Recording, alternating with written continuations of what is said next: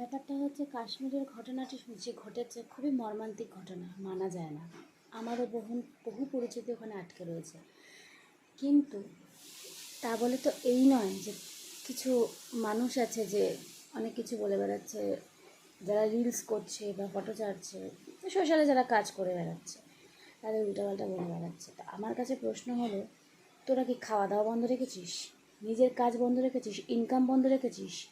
Income বন্ধ রেখে কি তোরা লড়তে যাচ্ছিস? যাচ্ছিস না। তো যারা ইনকাম করছে তাদের ইনকাম করতে দেয়। আমার ইনকাম হয় না সোশ্যাল থেকে, কারণ আমার তো সময়ও নেই।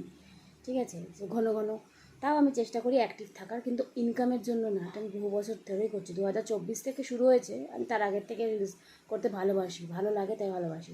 কিন্তু যারা ইনকাম যাদের হয়, তাদের পেছনে খোঁচা দিয়ে কথা বলার কোনো তো দরকার নেই।